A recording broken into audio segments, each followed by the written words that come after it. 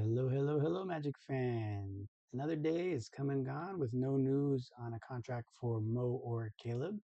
Today we rescinded the qualifying offer to Mac, making him an unrestricted free agent, and we brought in a dribbling legend to help with the coaching staff.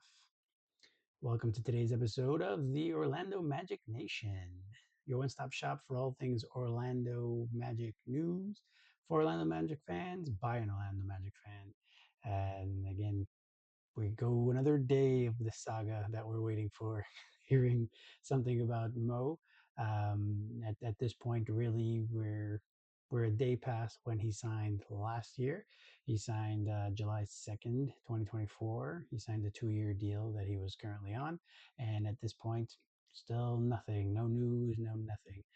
But as I talked about yesterday, I think in a lot of ways that's a good thing because if somebody was going to come in and swoop in with a big deal, having using all 14 million of their mid-level exception or anything like that, then we would have heard about it by now. He would have been gone. But at this point, either that is not going to be offered to him from anyone, either they've reached out to the different teams and all the teams are saying that they know that he's going to come back to the Magic, or that he hasn't been, he's not worth the 14 million for the mid-level exception. Who knows what the actual thing is, but we just want to make sure that we have him signed as soon as possible, because otherwise we could lose him. That's the thing. The longer this goes, in my mind, I'm a cautious person, so I like to make sure that I have things set as quickly as possible, and to have him being dragged longer and longer, I don't know, it doesn't leave a good taste on his mouth, and then it doesn't also ease any of the tensions that the fans are dealing with right now, because obviously he's such a fan favorite on there. To talk about Mo a little bit long, this is a tweet from Jason Beatty from the Orlando Sentinel. Somebody was basically just asking about the contract, like what's the holdup, and he says that everybody, and again, everybody expects Mo to be back. There's not a holdup. He's saying now it's just the beginning of free agency, that there's no rush, but a lot of other action has happened, a lot of other transactions have happened, so sure, it is early on at this point, but I think really we everybody, I think, wants this to be done. If you listen to the podcast yesterday that was dropped, that Mo was on, or he has a podcast. I think in German it says "You Can't Say That," and he was talking about his plans for the rest of the summer. So he's going to be on vacation soon. So we want to at least send him off on vacation, knowing he's going to be with the Magic, instead of still in limbo, waiting for a deal. Or waiting for another team to just come in and swoop in. Because realistically, again, until he's signed, someone could come in out of nowhere, and then we've lost Mo, and then we will have a little bit more space to try to find another person to sign, because again, we have to sign two more guys, but we obviously, that's something that we don't want, so we want this to be done as soon as possible. um to go over some of the stats again that he has in the last couple of years. 80 games 2 seasons ago, 10 points, 4.3 rebounds, 1.2 assists a game on 60% shooting and 33% from three.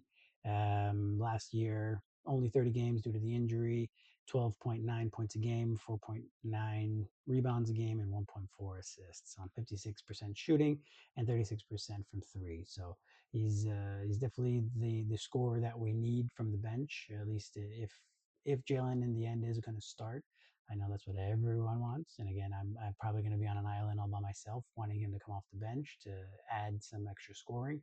But if that's going to be the case, and it's going to be Tyus, AB, Tristan, Mo, and Jonathan Isaac, then that's not a lot of scoring. So we definitely need Mo to be coming to be back on the team.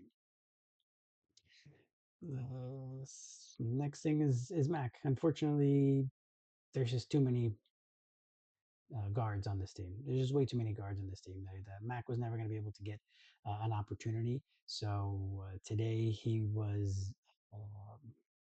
he was let go ultimately. We rescinded or we withdrew the qualifying offer, and that allowed him to become a free agent. So uh, he hasn't had a fair shake. Not a fair shake, and all that. That sounds a bit rough, but he hasn't been able to crack the starting lineup or even crack the team basically for or the rotation for the team. He killed it in the G League. That's what these are his numbers here. So in this past season, in 30 games played, he averaged 25.7 points, and the season as well, also 25.7 points a game. So the G League, obviously, there's a lot more scoring. It's different pace. There's a lot of movement, a lot more scoring. Hopefully, maybe we bring the Osceola coach up to help out with the offense on the team right now. But yeah, that's going to be the big loss for our G League team, at least, is that um, I'm not sure if he was able to even stay on the G League team anymore because I think he'd finished the couple of years he had on the two-way deal. But either way, in the end, it's a big loss for the G League team and for the roster for the Orlando Magic. It's not really going to be big change ultimately. Obviously, this makes news because he's the three-time reigning slam dunk champion, so that's the thing that everybody knows him for. But he's really played sparingly, if that at all, on the Magic, and it's something that you would think we would want some flash scoring, but the physicality just didn't seem that he was ready for it in the NBA level. So. Unfortunately, we're not gonna have somebody wearing a Magic jersey if he was gonna compete again in the slam dunk contest at All Star Weekend. So that's definitely gonna be something that's gonna be a little different. Lastly, here's a little video. We've brought in a dribbling. Let me pause that for a second. We've brought in a dribbling legend. His name is God Shammgod. If you haven't heard of him before, he created or invented one of the like a special crossover. I didn't put it on here. You can find it online. It's a thing. He's a legend in New York City. He went to Providence back in the 90s. He had a cup of tea with the Washington, I think they were the Bullets back then, back in the 90s. And he was he was a journeyman after that. He went abroad. He played another 10 years all around the world, Saudi Arabia, China, Poland, I think I saw. So he's definitely wasn't an NBA legend in that way, but just that one skill, that one dribbling skill he had, it's something that is replicated throughout the NBA to this day still. So that's what he's known for. The last few years, he's been an assistant coach in Dallas. If you remember, Coach Mosley also was on the Dallas staff for several years, so the two worked together. There must have been a shakeup for whatever reason in the Dallas coaching staff for Jason Kidd, and he was shaken free. So we were able to grab him now. I guess with Jamal was able to get him. So apparently they're adding him to the coaching staff. His role in Dallas was player development coach, which I believe is something that Mosley started out. And then he ended up moving up and being kind of a defensive coordinator of the Dallas Mavericks before he left to come to the Magic. And hopefully now were able to implement what Mosley talked about in his introductory press conference years ago when he was talking about that he wants pace and space and he wants the ball to move and the ball to have energy and all that other stuff. So I don't know specifically if whatever expanded role God will have with the team, if it's going to be something specific offense, if he's going to be the offensive coordinator. I know there's no necessarily offensive coordinator, defensive coordinator, but obviously there are some of the coaches that influence the projects, the offense or the defense. They are the ones that they take a little more onus on it. So I don't know if he's coming in that way. I don't know what his expanded role will be. Obviously, coaching staff stuff is definitely those dynamics are not something that we're privy to very much, but there has to be a change from the offense that we were running last year, obviously being again the bottom third of the league for the 14th year in a row, 13th year in a row, whatever it was. It's something that's it's quite ridiculous, to be honest. So at this point now, we've added someone that has a big name. So it was all over Twitter. It was all over the news. There was a lot of discussion about it. But realistically, I don't know. I have no idea if this is going to affect anything when it comes to the offense. Hopefully, he is able to help our ball handlers since we really only have Tyus and I guess Jace that are like pure ball handlers. So maybe he's going to be somebody that's going to be able to do something with them, especially with like Paolo and Franz to tighten up their handles a bit since they're always having to, or at least in the past, they were always having to go into the paint driving, and that's where they would get picked. So maybe they have the better skills, better handles. This is just so you see the video that I posted on here. It's basically just a drill. Looks like this is from the Dallas Mavericks YouTube page. This is just looks like again just him kind of showing you what to do on how to get to here. So he's for a guy in his late 40s, he still looks like he's quite in shape. He's still got the handles, even though this was 5 years ago at this point. But LeBron's almost getting to that age anyway, right? So yeah, so that's going to be hopefully a good addition to the team. Just like anything, he seems like a good guy, just like all the guys in the Magic team.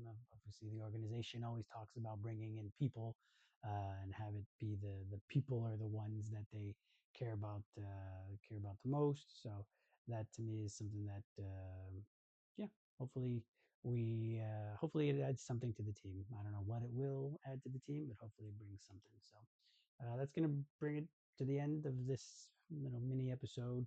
I really appreciate you spending time because I'm doing this partially, obviously, for me, just to get a lot of the stuff off my chest, all the stuff that I read, in case you weren't on Twitter or you're not a person that's looking for all, sifting through all the information. Hopefully, I can just condense all of it for a quick little chat on the Magic for today. Again, if you have any comments, please, this is all brand new. As you can see, I'm learning as I go. I'm getting more comfortable day by day, but right now we're still figuring things out. So if you have any comments, please drop it down below in the comments. This is just the start of things. So if you want to be on the ground level for the channel, hit subscribe. There's going to be content coming out every day. Later on in the summer, I'm going to be doing a rewatch series, likely of the different series that we've won. I'm going to try to see what the biggest wins in Orlando Magic history were.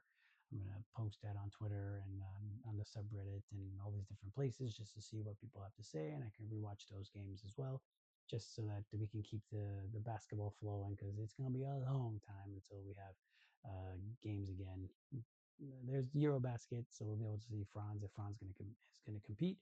Otherwise, then we're going to be waiting a long time before we have any games. So I want to make sure that I keep my basketball brain going because I'm a junkie for this stuff. So again, any comments down below? Hit subscribe, hit the like if it's something that if I, it really helps it really helps me along as I'm learning just to see what you guys want. And again, if there's anything that you want to talk about or want me to talk about, also throw it down there in the comments. So thanks for watching, and I will see you tomorrow for another hang.